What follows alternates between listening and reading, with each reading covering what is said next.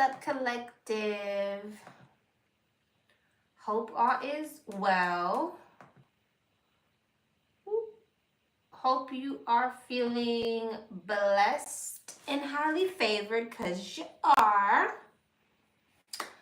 All right, this is going to be a collective reading. We are back in the biblical tarot. All right, we got another message. All right, this could be the past, the present, the future. You tell me, time is fluid. I feel like this message is more so prophetic. But, you know, for some of you, past, present, future, take it how it resonates. I say things like he, she, boy, girl, feminine, masculine, flip it, switch it, take it how it resonates. Hey, Carmen. Hey, Kai. Hey, everybody. I'm still half asleep. It's mad early, I know.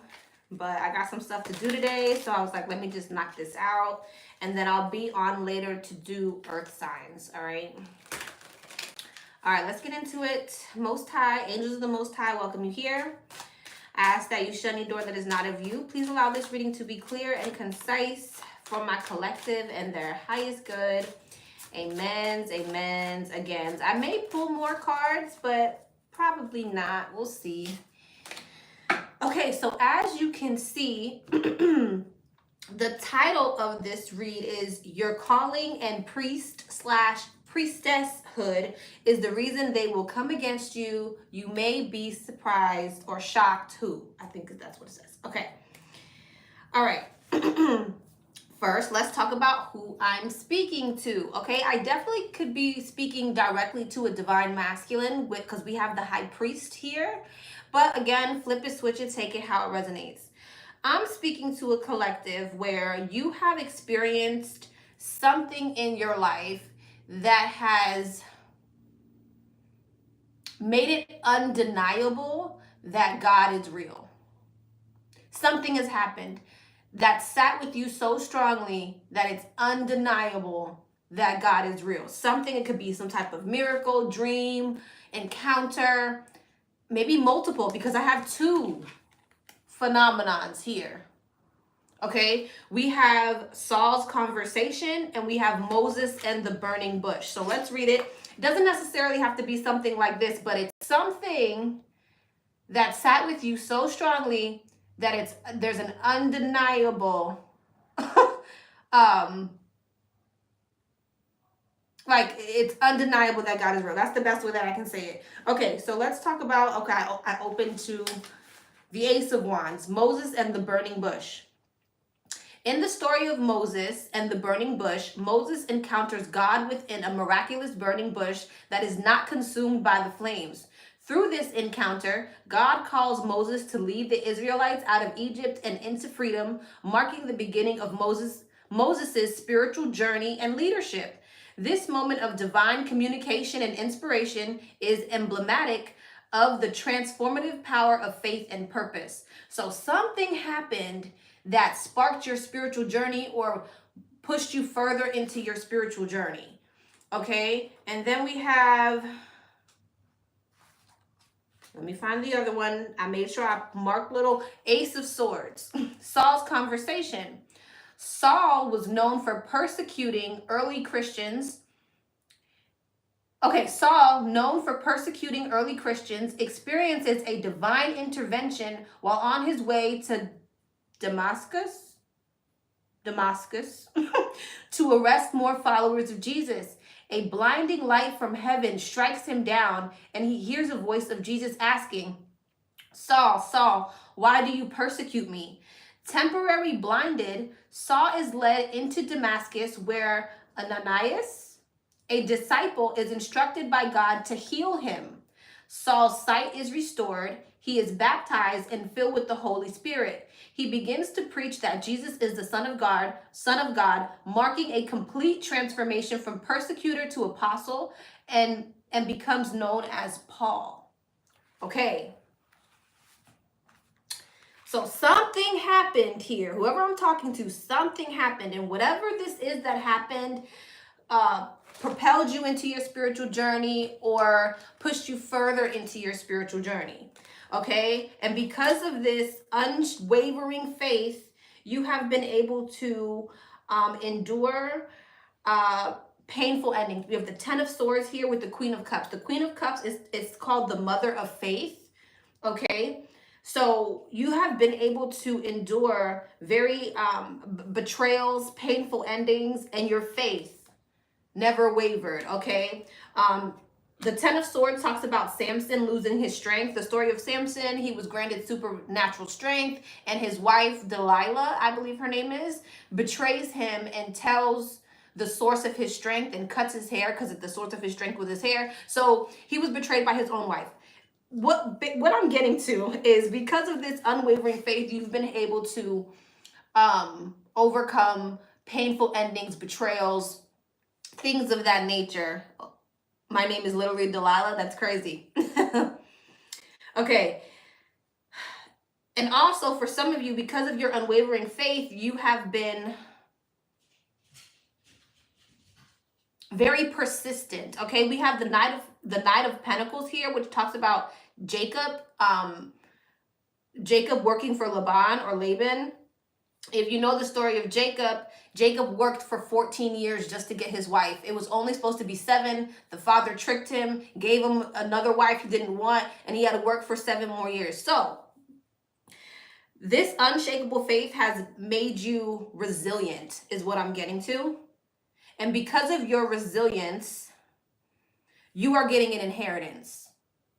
Okay? We have the Ten of Pentacles, the Three of Cups, the Ten of Cups, and the Sun. That's everything. That's the dog. That's the family. That's the marriage. That's the children, the legacy, everything. I mean, you have the Ten of Pentacles, the Three of Cups, the Ten of Cups, and the Sun. Stick with me, okay? Stick with me. And then we have the High Priest and the Two of Pentacles. So here you are maintaining your legacy, okay? It's kind of, this is why I feel like this is prophetic for some of y'all. Maybe you guys already have this legacy, the dog, the money, the house, the cars. You may already have this, right? But this is where your unwavering faith is leading to, getting some type of inheritance. And the reason why your faith is so unwavering is because of these experiences. Stick with me, okay? You're getting the inheritance. You're getting it all, blah, blah, blah, blah, blah. High Priest, this is you maintaining your inheritance. Page of Wands, Four of Wands, everything is good, gravy, the land of milk and honey, Nine of Cups. Oh my God, you've been delivered. Everything is great. Then something shifts. Four of Swords. God's like, I gave you all of these blessings. I got a favor that I need you to do, okay? You feel called to create something. Ten of Wands, the Eight of Wands, and the Eight of Pentacles. In the midst of all your glory and everything is great and all these blessings and la la la, there's a call to create something. Okay? Three of Pentacles and the Page of Pentacles. You're moving away from all of these blessings to create something. So I don't know if some of you guys are starting a skill, building a business, but whatever it is that you're doing, you are bringing people with you, because this Page of Pentacles talks about teaching the teachers. So you're teaching this skill. You are inviting people to whatever it is that you're creating. And whatever it is, it's great. It's not something small. You're expanding whatever it is you already have. This inheritance, this growth, this prosperity. Now you're called to expand it in some way. You're being called to expand this. Whoever I'm speaking to at this point, you're a pillar of society, High Priest. You're a teacher, you're a guru, you're a pillar to your society, your community in some way, because that's how you're maintaining this legacy that you have, whoever I'm speaking to. So you're called to create something. And this is where it went left for me, because I'm like, oh, this is beautiful. At first I titled this, this phenomenon has, prepared you for this great legacy. Well, that's basically where I was going with it. And you're going to be a high priest or high priestess. This is what it was preparing you for, which still, this is true. But then you're called to create something here. And then we got the Three of Swords. Okay. And I'm like, where did the Three of Swords come from? And the Three of Swords talks about Betrayal, like heartbreak from betrayal within your family or a loved one. And then we got the Lovers, which is crazy. 3 of Swords and the Lovers. The 7 of Wands and the 6 of Cups. Family, lovers, friends. Okay? So here you are building, creating, teaching. And then there's this betrayal by someone close. Lover, friend, child, mother. Something like that. 7 of Wands and the 6 of Cups. Here you are faced with having to defend yourself from someone who you care about and love. Of course, my computer does this. Now, why? Okay, and it's crazy when I asked why. The 7 of Swords, the 5 of Wands. Why I feel like I'm missing something. And the King of Swords. It's because they want your legacy. Now let's read it. Jacob the Deceiver, 7 of Swords. Oh, opened right to it. Jacob the Deceiver, 7 of Swords.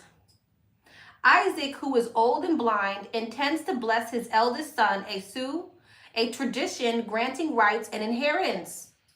Rebekah, overhearing this and favoring Jacob, orchestrates a deceit. Jacob, disguised as Esau, receives Isaac's blessing by pretending to be his brother. When Esau learns of the betrayal, he is devastated, and Jacob must flee to avoid his brother's wrath. This pivotal act of deception shapes much of Jacob's future, teaching profound lessons about truth, consequences, and the complexity of familial bonds. You're going to have family or someone close to you who wants your inheritance or wants whatever it is that you're creating. Okay, and then we have the 5 of Wands. Where'd it go? Where'd you go? Joseph and his jealous brothers. I feel like it's family for a lot of you. It's family. Joseph and his jealous brothers. 5 of Wands. Joseph, the favored son of Jacob, is envied by his brothers because of his special treatment he receives from their father, and because of Joseph's dreams that predict his rise to prominence over them. Their jealousy leads them to sell Joseph into slavery. However, this act of betrayal begins Joseph's journey from slave to high-ranking official in Egypt, where he eventually reconciles with his family during famine. The story encapsulates the complexity of familial relationships, personal growth through adversity, and the ultimate reconciliation and understanding. So,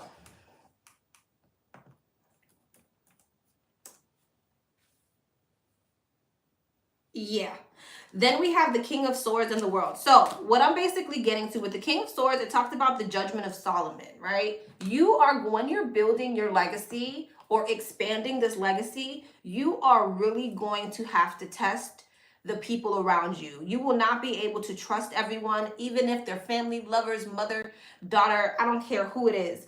Because the judgment of Solomon talks about 2 women who were fighting over a baby. Who's the real mother of this baby, right? And so Solomon tests them and says, okay, we'll split the baby in half. Split the baby in half. One gets one half, one gets another half. The real mother was like, no, we'll just let her have it then. And that's how he knew who the real mother is. So there's something here about you really having to test the people around you when you're building whatever this is, creating this legacy, expanding this legacy, because there are going to be people close to you who are plotting against you and want your legacy and want whatever it is that you have here. And it's yours. And again, I feel like this is very prophetic for some of you because I'm speaking to someone who, when this is happening, you already have the inheritance. You already have it. You're now just being called to expand or teach, or there's something that you're being called to do with this inheritance that God is asking for you to do. Or the divine is leading you to do. I see you being successful here with the world, but this is a warning. Okay, this is a warning. I mean, you got the 6 of Cups here, the Lovers here. You're going to have to test the people around you to see who is really for you, because there is backstabbing that is going to take place, so that because there are people who want to take this inheritance from you. All right. I don't know what you're building. I don't know what you're creating. But it's just showing me that you're bringing people in on this. And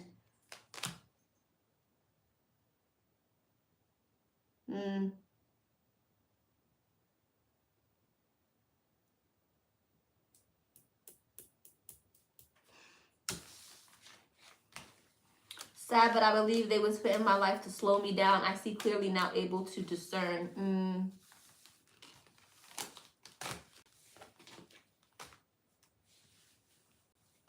But yeah, so I feel like this is a warning. This is kind of like a story time, but it feels very prophetic.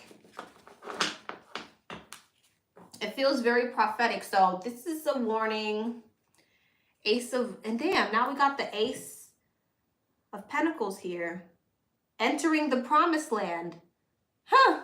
Cut the deck to the Ace of, and the Ace of Cups, and Judgment, and the Wheel of Fortune, and the High Priestess, and the Six of Wands. Wow. Wow. So none of this is gonna stop what's for you. Wow. God has the last say here. Continue to do what you've been called to do. The Six of Wands talks about the fall of Jericho, which is when, you know, they had the calling to circle, you know, the tower until it fell. Last judgment. Yeah, entering the promised land. Wheel of Fortune. And now the High Priestess is here, which is Mary Magdalene. I love that they made Mary Magdalene the High Priestess.